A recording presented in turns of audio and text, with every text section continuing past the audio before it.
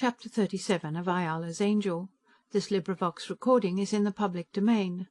Ayala's Angel by Anthony Trollope. Chapter 37. Gertrude is unsuccessful.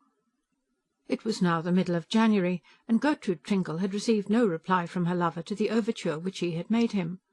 Nor indeed had she received any letter from him since that to which this overture had been a reply.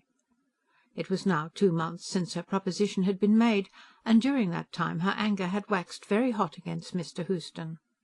After all, it might be a question whether Mr. Houston was worth all the trouble which she, with her £100,000, was taking on his behalf.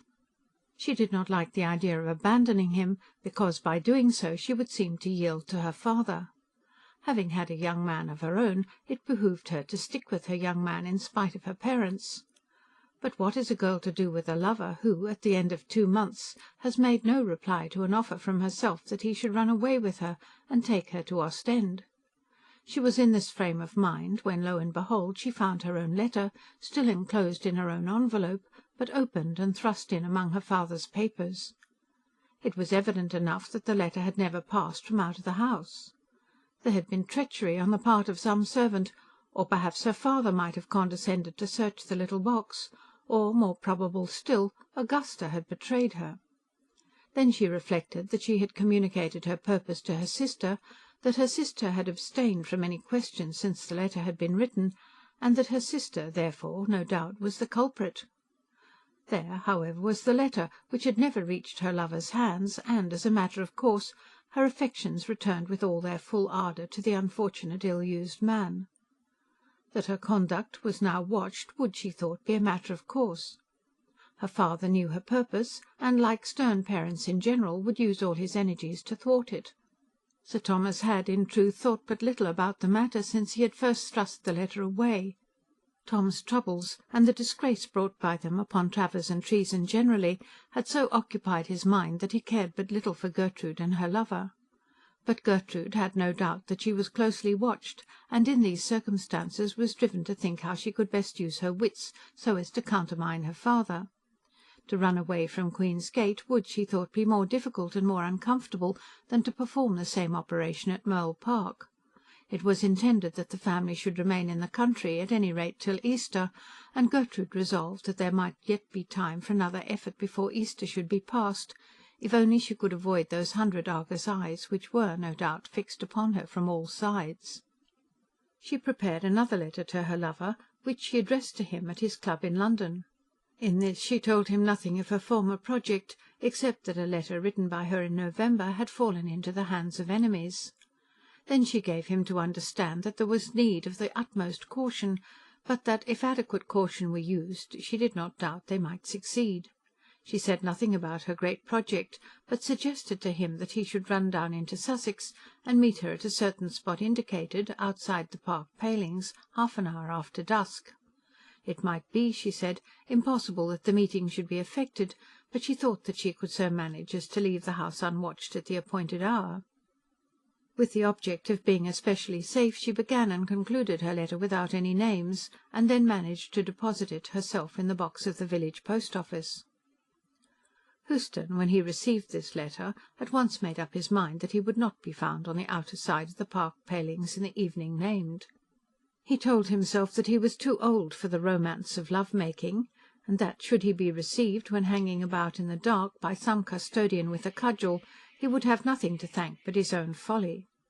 He wrote back, therefore, to say that he regarded the outside of the park palings as indiscreet, but that he would walk up through the lodge gate to the house at 3 o'clock in the afternoon of the day named, and he would take it as an additional mark of her favour if she would meet him on the road.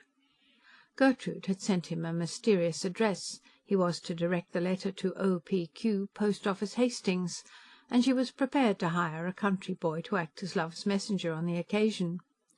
But of this instruction Frank took no notice, addressing the letter to Mole Park in the usual way. Gertrude received her letter without notice from anyone. On that occasion Argus, with all his eyes, was by chance asleep. She was very angry with her lover, almost determined to reject him altogether, almost disposed to yield to her angry parents and look out for some other lover who might be accepted in better part. But still, when the day came, she put on her hat and walked down the road toward the lodge. As fortune had it, fortune altogether unfavourable to those perils for which her soul was longing, no one watched her, no one dogged her steps, no one took any notice of her, until she met Frank Houston when he had passed about 100 yards through the gates. "And so you have come," she said. "Oh yes, I've come. I was sure to come when I said so. No man is more punctual than I am in these matters. I should have come before, only I did not get your letter." "Oh, Frank!" "Well, my darling, you look uncommonly well, and I'm so glad to see you. How are they all?" "Frank!" "What is it?" "Oh, Frank, what are we to do?" "The governor will give way at last, I should say." "Never. That is, while we are as we are now. If we were married." "Ah, I wish we were. Wouldn't it be nice?" "Do you really think so?" "Of course I do. I'm ready tomorrow for the matter of that." "But could you do something great?" "Something great? As to earning my bread, you mean? I do not think I could do that. I didn't turn my hand to it early enough." "I wasn't thinking of your bread." "You said, could I do something great?" "Frank, I wrote you a letter and described it all. How I got the courage to do it, I do not know. I feel as though I could not bring myself to say it now. I wonder whether you would have the courage." "I should say so. I don't know quite what sort of thing it is, but I generally have pluck enough for anything in a common way." "This is something in an uncommon way." "I couldn't break open Travers and Treason and get at the safe, or anything in that way." "It's another sort of safe, of which you must break the lock, Frank. Another treasure you must steal. Do you not understand me?" "Not in the least." "There is Tom," said Gertrude. "He is always wandering about the place now like a ghost. Let us go back to the gate." Then Frank turned. "You heard, I suppose, of that dreadful affair about the policeman?" "There was a row, I was told." "Did you feel that the family were disgraced?" "Not in the least. He had to pay 5 shillings, hadn't he, for telling a policeman to go about his business?" "He was locked up," said Gertrude solemnly. "It's just the same. Nobody thinks anything about that kind of thing. Now, what is it I have got to do? We'd better turn back again as soon as we can, because I must go up to the house before I go." "You will?" "Certainly. I will not leave it to your father to say that I came skulking about the place and was ashamed to show my face. That would not be the way to make him give you your money." "I'm sure he'd give it, if we were once married." "If we were married without having it assured beforehand, we should look very blue if things went wrong afterwards." "I asked you whether you had courage." "Courage enough, I think, when my body is concerned. But I'm an awful coward in regard to money. I wouldn't mind hashed mutton and baked potatoes for myself, but I shouldn't like to see you eating them, dearest, after all the luxuries to which you've been accustomed." "I should think nothing of it." "Did you ever try? I never came absolutely to hashed mutton, but I've known how very uncomfortable it is not to be able to pay for the hot joints. I'm willing to own honestly that married life without an income would not have attractions for me." "But if it were sure to come?" "Ah, then indeed. With you, I've just said how nice it would be." "Have you ever been at Ostend?" she asked suddenly. "Ostend? Oh, yes. There was a man there who used to cheat horribly at écarté. He did me out of nearly £100 one night." "But there's a clergyman there, I'm told."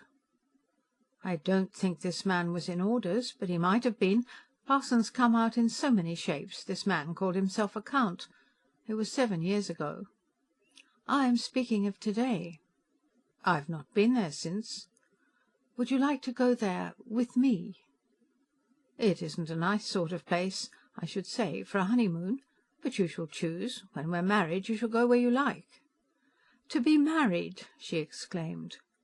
"Married at Ostend? Would your mother like that?" "Mother, oh dear!" "I'll be shot if I know what you're after, Gertrude. If you've got anything to say, you'd better speak out. I want to go up to the house now." They had now taken 1 or 2 turns between the lodge and a point in the road from which the house could be observed, and at which Tom could still be seen wandering about, thinking, no doubt, of Ayala. Here Frank stopped, as though determined not to turn to the lodge again. It was wonderful to Gertrude that he should not have understood what she had already said. When he talked of her mother going with them to the Ostend marriage, she was almost beside herself. This lover of hers was a man of the world, and must have heard of elopements. But now had come a time in which she must be plain, unless she made up her mind to abandon her plan altogether. "Frank," she said, "if you were to run away with me, then we could be married at Ostend." "Run away with you?"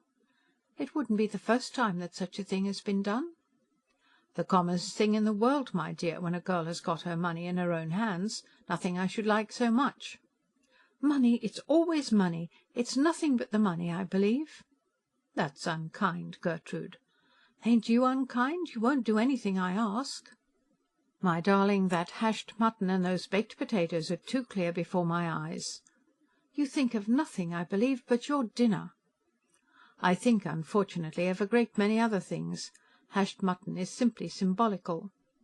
Under the head of hashed mutton I include poor lodgings, growlers when we get ourselves asked to eat dinner at somebody's table, limited washing bills, table napkins rolled up in their dirt every day for a week, antimacassars to save the backs of the chairs, a picture of you darning my socks while I'm reading a newspaper hired at a halfpenny from the public-house round the corner, a pint of beer in the pewter between us, and maybe 2 babies in one cradle because we can't afford to buy a second." "Don't, sir." "In such an emergency I'm bound to give you the advantage both of my experience and imagination." "Experience?" "Not about the cradles. That is imagination. My darling, it won't do. You and I have not been brought up to make ourselves happy on a very limited income." "Papa would be sure to give us the money," she said eagerly. "In a matter such as this, where your happiness is concerned, my dear, I will trust no one." "My happiness?" "Yes, my dear, your happiness. I am quite willing to own the truth. I am not fitted to make you happy. If I were put upon the hashed mutton regime, as I have described to you, I will not run the risk for your sake." "For your own, you mean," she said. "Nor for my own, if you wish me to add that also." Then they walked up toward the house for some little way in silence. "What is it you intend, then?" she asked. "I will ask your father once again." "He will simply turn you out of the house," she said. Upon this he shrugged his shoulders, and they walked on to the hall door in silence. Sir Thomas was not at Merle Park, nor was he expected home that evening. Frank Houston could only therefore ask for Lady Tringle, and her he saw, together with Mr. and Mrs. Traffic.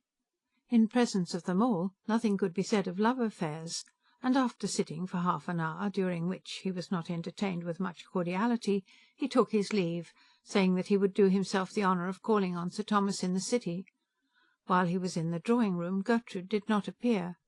She had retired to her room, and was there resolving that Frank Houston was not such a lover as would justify a girl in breaking her heart for him. And Frank, as he went to town, brought his mind to the same way of thinking. The girl wanted something romantic to be done, and he was not disposed to do anything romantic for her.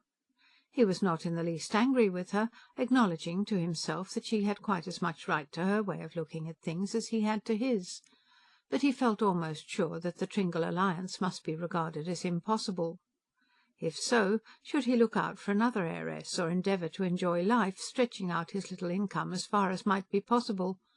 Or should he assume altogether a new character, make a hero of himself, and ask Imogen Dossamer to share with him a little cottage in whatever might be the cheapest spot to be found in the civilised parts of Europe? If it was to be hashed mutton and a united cradle, he would prefer Imogen Dossamer to Gertrude Tringle for his companion. But there was still open to him the one further chance with Sir Thomas, and this chance he could try with the comfortable feeling that he might be almost indifferent as to what Sir Thomas might say. To be prepared for either lot is very self-assuring when any matter of difficulty has to be taken in hand.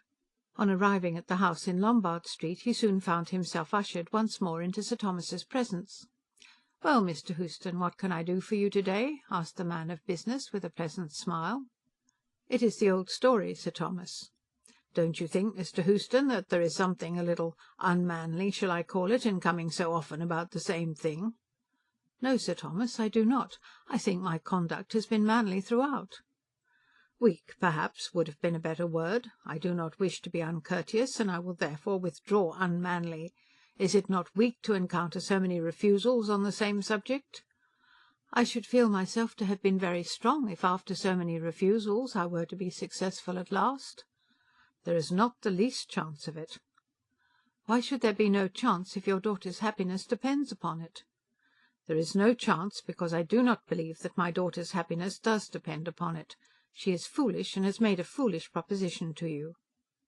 "What proposition?" asked Houston in surprise, having heard nothing of that intercepted letter. "That journey to Ostend, with the prospect of finding a good-natured clergyman in the town. I hardly think you would be fool enough for that." "No, Sir Thomas, I should not do that. I should think it wrong." This he said quite gravely, asking no questions, but was very much at a loss to know where Sir Thomas had got his information. "I am sure you would think it foolish, and it would be foolish. I pledge you my word that were you to do such a thing, I should not give you a shilling. I should not let my girl starve, but I should save her from suffering in such a manner as to let you have no share of the sustenance I provided for her." "There's no question of that kind," said Frank angrily. "I hope not. Only, as I know that the suggestion has been made, I have thought it well to tell you what would be my conduct if it were carried out." "It will not be carried out by me," said Frank. "Very well. I'm glad to hear it. To tell the truth, I never thought that you would run the risk. A gentleman of your sort, when he's looking for a wife with money, likes to have the money quite certain." "No doubt," said Frank, determined not to be browbeaten. "And now, Mr. Houston, let me say one word more to you, and then we may part, as I hope, good friends. I do not mean my daughter Gertrude to marry any man such as you are. By that I mean an idle gentleman without means. Should she do so in my teeth, she would have to bear the punishment of sharing that poor gentleman's idleness and poverty. While I lived she would not be allowed absolutely to want, and when I died there would be some trifle for her, sufficient to keep the wolf from the door. But I give you my solemn word and honour that she shall never be the means of supplying wealth and luxury to such a husband as you would be. I have better purposes for my hard-earned money. Now, good day." With that he rose from his chair and put out his hand. Frank rose also from his chair, took the hand that was offered him, and stepped out of Travers and Treason into Lombard Street, with no special desire to shake the dust off his feet as he did so. He felt that Sir Thomas had been reasonable, and he felt also that Gertrude Tringle would perhaps have been dear at the money. 2 or 3 days afterwards he dispatched the following little note to poor Gertrude at Merle Park.